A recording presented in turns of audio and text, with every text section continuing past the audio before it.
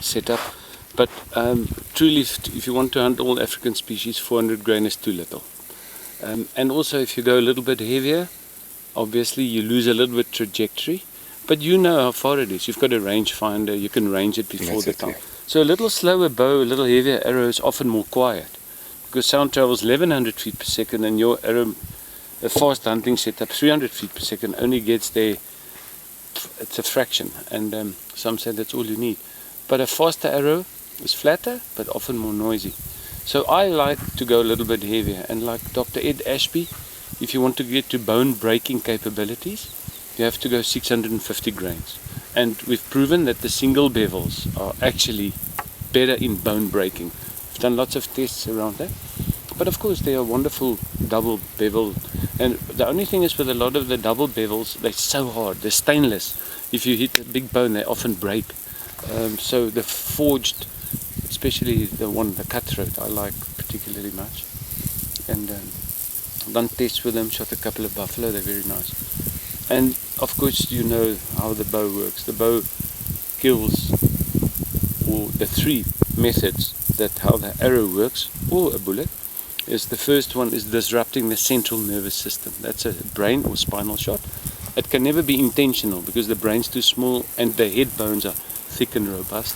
Spinal shot, obviously you have to break the spine, otherwise the animal will not be dead, so you need a follow-up arrow. That's why we like to take at least 3 arrows to the blind in the event that happens. But I would say disrupting the central nervous system is almost accidental. Then, of course, the one we do not like is septicemia. That's like a gut shot. We want to, because it takes a long time, and if you see it's a stomach shot or intestinal shot. Most of the animals have 4 stomachs. It's rumen reticulum, omasum and the abomasum. Depending on which one there you hit as well, you will have to decide how long to follow up. But we leave a stomach shot 4 to 6 hours.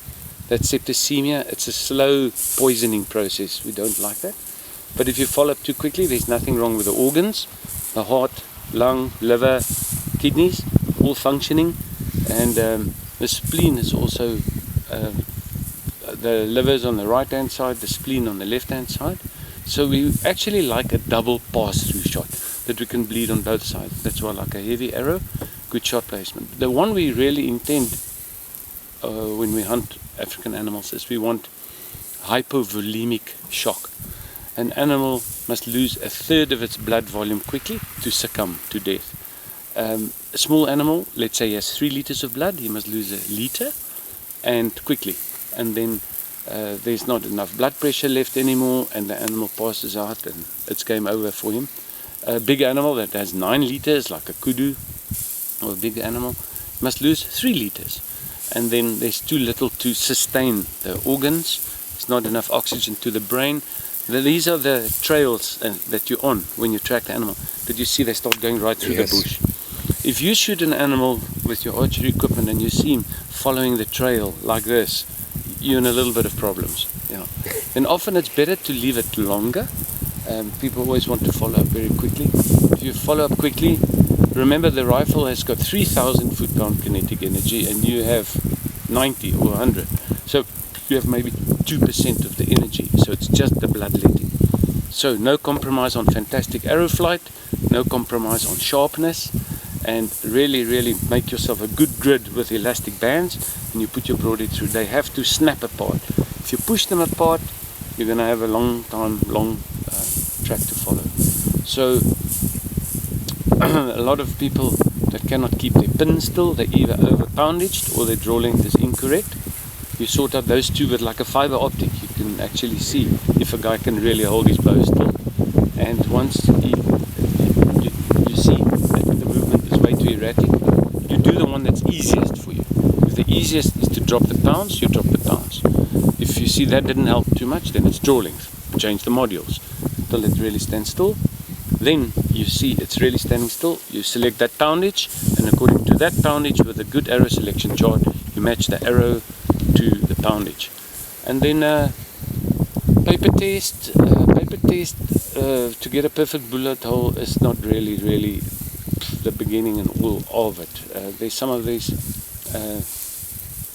field archers that actually just tune the rest left and right to get your group more narrow, flatter, and then playing with the rest up and down to get that down. And often then they get their top grouping. If they then shoot it through paper, it's not a bullet hole. So it's not the beginning. And also a heavier forward of center balance, a heavier broadhead pulls the arrow through. If you have a light broadhead and you hit bone, you get a noodling effect on the arrow.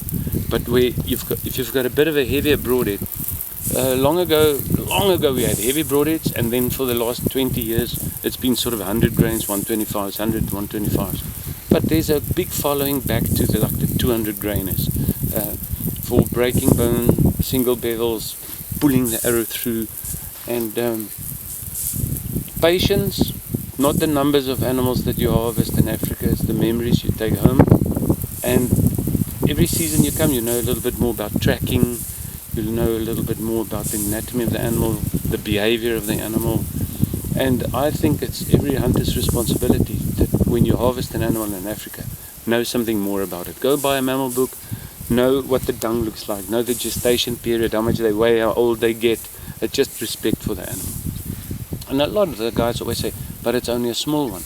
But the experience is a big one.